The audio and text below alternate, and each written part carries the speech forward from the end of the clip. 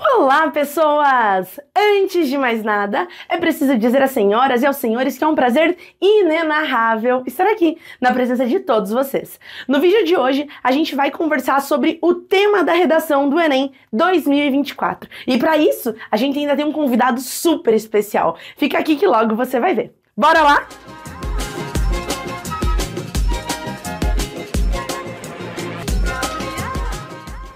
Bom, vamos lá. O INEP acabou de liberar qual é o tema da redação de 2024. Ainda não sabemos quais são os textos motivadores, mas a frase temática a gente já tem.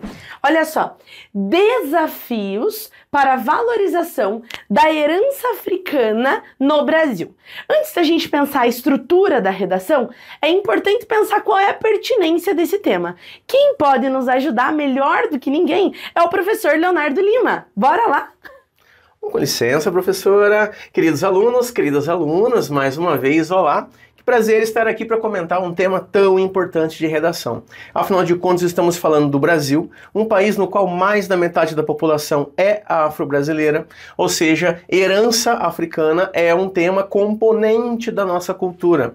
Não daquela forma clássica que as pessoas estão acostumadas a pensar, do mito das três raças ou coisa parecida, mas a gente fala disso daqui a pouquinho. Mas com certeza um tema muito relevante para a construção da nossa identidade brasileira. Bom, daqui a pouquinho eu volto para ajudar mais, para tentar ajudar mais. Bom, então olha só, quando a gente tem uma frase temática, é importantíssimo olhar palavra por palavra. Então, quando a gente pega ali a expressão desafios, desafios já me diz que tem alguns problemas, que tem alguns dificultadores no processo de valorização da herança africana no nosso país. Então, a proposta de redação ela tem que ser orientada a partir dos problemas. Quais são os problemas que existem para que haja uma efetiva valorização da herança africana no Brasil? Bom, pensando cada elemento importante da frase temática, a gente já encontra a nossa tese. Lembra que tese é a problematização do tema. Então, aqui, como a gente já tem uma problematização relativamente explícita, né, quando ele usa a palavra desafios, a gente pode tensionar e definir a nossa tese como a falta de valorização da herança africana no Brasil é um grave problema social. Então, a gente pensa na falta justamente por conta desses desafios. Há desafios para se valorizar a herança africana. E isso, obviamente, é um grave problema social. Já é o nosso posicionamento aqui diante do tema. Bom, quando a gente vai pensar nos desafios para essa valorização, dá para pensar em diferentes esferas. Penso que vocês poderiam ter organizado a redação de vocês em duas grandes esferas. A primeira, uma esfera social, uma esfera popular. Então essa desvalorização, essa falta de valorização, ela acontece por um preconceito social ou ainda um desconhecimento social. Tem uma parcela popular de responsabilidade nessa falta de valorização efetiva. E além disso, a gente pode somar, colocar como um argumento 2, a ineficiência pública. Então o governo não tem se mostrado efetivo de fato nessa valorização da herança africana no país. Só que vocês já sabem, argumento sozinho ele não se sustenta, a gente precisa de repertório legitimado. Então, vem cá, prof, de novo.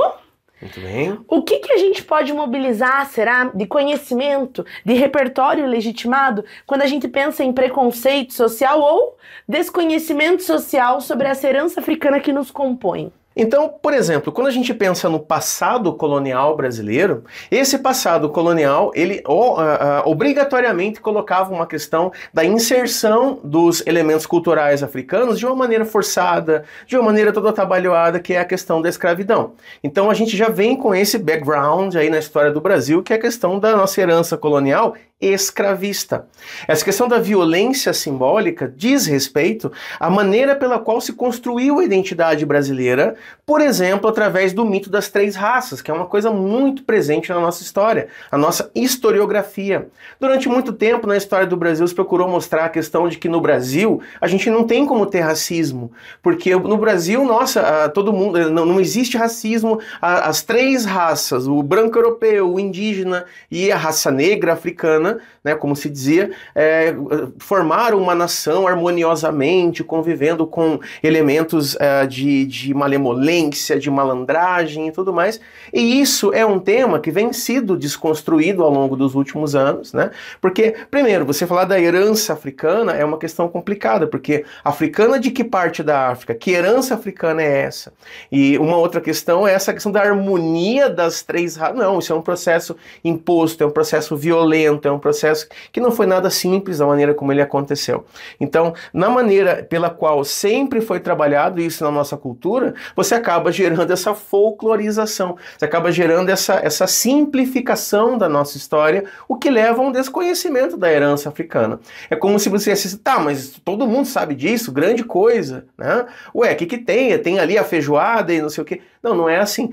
Não é que existe a cultura brasileira e os negros ajudaram. Não. A cultura brasileira é construída com a influência de todas essas vozes.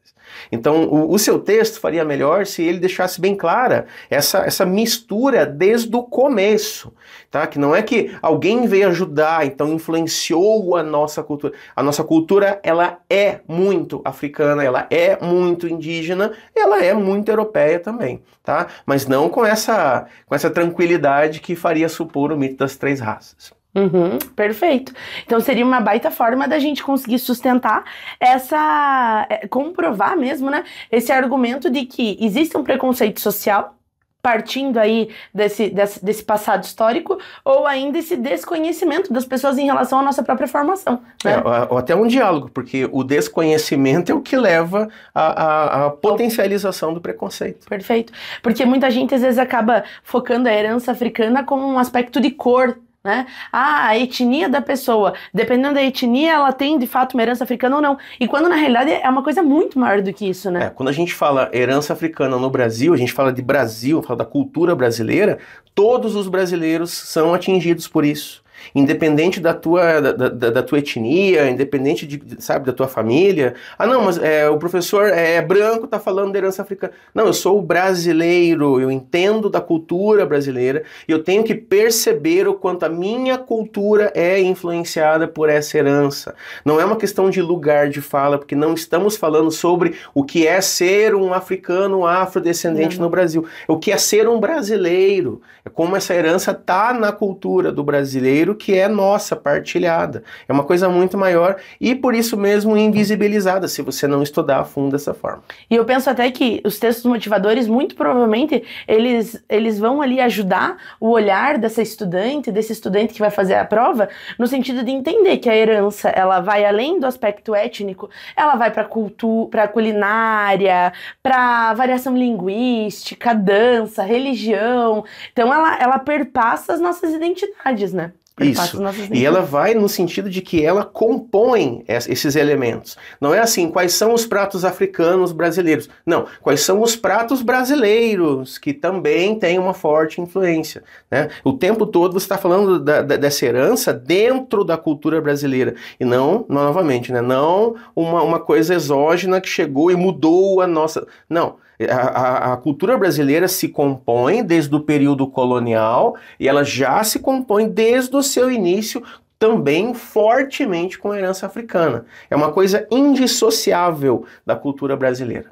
Certo, então eu vou organizar o parágrafo aqui. Eu vou sair de cena. E a gente já te chama de novo. Então olha só, para pensar esse parágrafo 2, que seria o argumento da redação, dava justamente para começar fazendo a retomada do argumento, que um dos motivos pelo qual a valorização da herança africana ela não acontece de forma efetiva no Brasil é por conta de um desconhecimento social e um consequente preconceito, ou você podia escolher focar um ou outro. Como repertório legitimado, super dava para usar história, vocês perceberam, né? Desde o nosso processo de colonização, a perspectiva que as pessoas colocaram de que a cultura africana, ela veio como um extra e, na verdade, ela compõe a nossa identidade, dava para aliar isso, ou então escolher, né, a teoria da violência simbólica, Pierre Bourdieu, né? A violência, ela não se limita à coerção física, mas ela ultrapassa com aspectos culturais, morais, éticos, simbólicos, psicológicos. O mito mito das 3 raças, que o Léo também comentou, e lembra que no argumento de desenvolvimento, a gente precisa dizer onde que nós conseguimos ver isso na prática, né? E daí vem em forma de exemplo. Então, onde que a gente consegue ver esse preconceito atrapalhando a valorização, esse desconhecimento atrapalhando a valorização? Então, a gente podia falar, por exemplo, que elementos da cultura africana, eles são tratados socialmente de uma maneira muito folclorizada, então existe um folclore sobre determinados elementos e não é tratado como parte integrante, né? Dava até pra gente se apropriar da palavra que o Prof. Léo falou ali, do exógeno, uma coisa que vem de fora. Então, justamente essa folclorização, esse estranhamento, esse distanciamento que é imposto socialmente de elementos que fazem parte da nossa identidade e que vem ali de uma matriz africana. Dava para pensar também sobre negação identitária, né? Então, dava na frase de exemplo ali do parágrafo, trazer esses elementos que comprovam de fato, né? Bom, agora a gente vai para o parágrafo 2, que daí seria essa segunda esfera. Dava para a gente pensar um desafio da valorização, um desafio para a valorização da herança africana, a negligência pública. E aí, de repertório legitimado, foi mobilizado aqui cidadanias mutiladas e estado de bem-estar social. E é legal que cidadanias mutiladas, que é um conceito do Milton Santos, um grande geógrafo, fala justamente que grupos mais vulneráveis socialmente, e aí ele pensa na população negra, ele fecha na população negra, tendem a ter seus direitos cidadãos mutilados, né? Eles são privados dos seus direitos cidadãos por conta de toda essa estrutura social. E aí, pensando em estrutura social e governamental, estado de bem-estar social. Tá. Então, estado do bem-estar social com certeza é um repertório que vai buscar bastante na história, tá? O estado do bem-estar social é um tipo de política que se caracterizou principalmente na Europa, no pós-Segunda Guerra Mundial, onde os Estados Unidos, querendo evitar o avanço do socialismo durante a Guerra Fria, naquele continente importante, eles financiaram empréstimos a fundo perdido que, por sua vez, potencializaram políticas públicas estatais que geraram o estado do bem-estar social. Então, até mais, eu diria, do que uma questão governamental, uma questão estatal. Se a gente pensar que o governo é uma questão temporária dentro do Estado, e o Estado, ao longo das décadas, tem essa obrigação. No caso brasileiro, o Brasil se destaca por abraçar o estado do bem-estar social, por ter assim, oficialmente esse direcionamento de que o Estado é o provedor do bem-estar, que o Estado é o provedor da valorização, é o provedor, enfim, dos direitos básicos da sociedade, especialmente a partir da Constituição Cidadã de 1988. Então, quando você fala da ineficiência pública, da negligência governamental ou da negligência estatal, é até legal falar negligência estatal porque a gente sai do governo X ou Y, a gente sai do governo de direita ou de esquerda, a gente vai falar que o Estado brasileiro, que já tem uma Constituição que deveria prover esse tipo de coisa, não tem feito isso ao longo das últimas décadas de uma forma satisfatória. Você continua tendo problemas para ver na prática, já que era para estar provendo, então, essa garantia dos direitos básicos, a garantia de políticas públicas estatais, no sentido de proverem uma valorização do que é nosso. De novo, não é uma questão de você pegar uma coisa de fora, tem que falar também deles. Né? Não são eles. A herança africana é nossa, né? E para muita gente até hoje é uma coisa assim, né? Tem também. Inclusive professores nas escolas, muitas vezes, infelizmente, alguns colegas falam, puxa, eu tenho que ensinar isso, né? Legal ensinar mais a influência europeia. Não, tudo bem, influência europeia é fundamental, mas a influência africana, bem como dos povos originários, são coisas que é obrigação do Estado prover igualmente na educação, justamente, de volta, para evitar o desconhecimento que potencializa o preconceito social. E assim a gente tem a garantia dos direitos. Sim, perfeito. Isso? Tanto que eu vou aproveitar esse gancho que você falou da educação para explicar ali o exemplo. O que a gente podia pensar? Tá, mas então se você vai explicar aquele exemplo, eu vou sair. Daí você tem espaço. Tá. Em relação ao exemplo, como que a gente poderia aplicar isso que foi dito pelo Prof. Léo agora, né? Então, como que o Estado, sendo um garantidor que está registrado em documento, e aí vocês até podiam citar mesmo a Constituição Cidadã de 1988, isso seria um baita repertório legitimado. Como que a gente consegue mostrar essa lacuna entre o que é garantido no governo e o que de fato acontece? Dava para falar tanto das políticas públicas, que elas são tanto das políticas educacionais, que elas têm se mostrado ineficientes, dava para pegar pontualmente ali que muitas vezes as ações governamentais, ações estatais, elas se resumem a políticas de cotas, já foram com dificuldade implementadas, tratamento de dias mesmo específicos na escola, né? Então, em que momento a gente pensa sobre a nossa identidade que é também africana? Pensa lá no Dia da Consciência Negra, né? Um momento ali muito pontual, muito específico. Quando mais, em que momento, que autores a gente mobiliza, que pensadores, que estudiosos a gente mobiliza, que discutem isso, né? Então, a gente podia falar que são ações muito pontuais e limitadas por parte do governo. E aí vocês podiam até puxar ações como exemplo da educação, já pensando na proposta de intervenção. Porque daí a proposta de intervenção é a solução de todo esse cenário.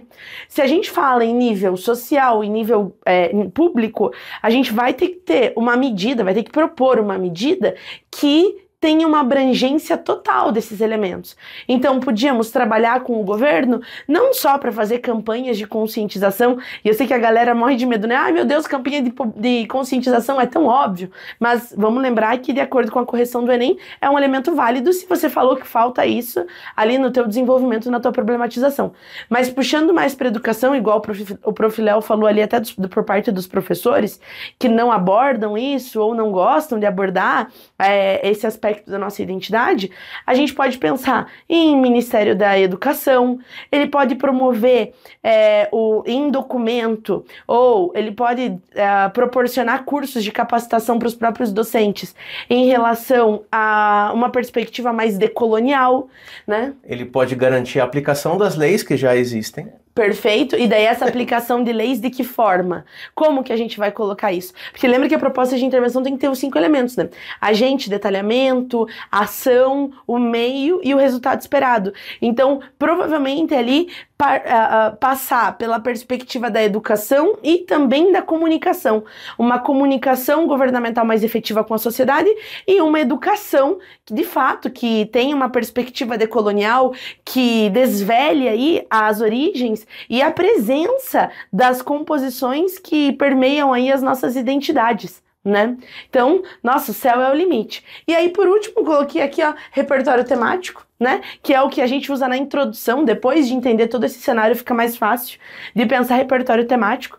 Aí é pensar em filme, série, livro, música, dá pra pegar alguém que tenha sido invisibilizado socialmente, dá pra colocar Carolina Maria de Jesus, por exemplo, dá pra colocar alguma referência de livro, por exemplo, o Drible, que tem uma aula aqui no canal, o Drible, falar do Peralvo, que também sofria fortemente racismo, mas lembrar, não fechar o racismo. O racismo é um dos braços dessa desvalorização da herança africana, né? Mas daí mostrar essa consciência de que tem uma diferença, não é racismo o tema, é valorização ou dificuldade de se valorizar a cultura africana no Brasil, certo?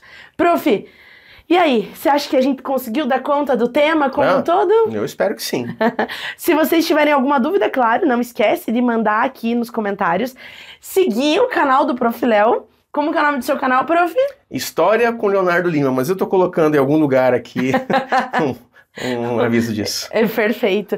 Então é isso, gente. Nossa parceria de sempre, de mais um ano aqui, para falar sobre a redação do Enem. Gente, espero que vocês tenham feito uma boa prova e se inscreve, curte, comenta, que ajuda demais o nosso trabalho, não é? Principalmente, a gente adora ler os comentários. Conta como foi a prova, o que você sentiu, se você lembrou alguma coisa que a gente falou. Se você não lembrou nada, conta, porque daí a gente tem que fazer coisas melhores no futuro, né? Para os outros, já que você vai passar, mas os outros, né, que vão chegar. Exatamente.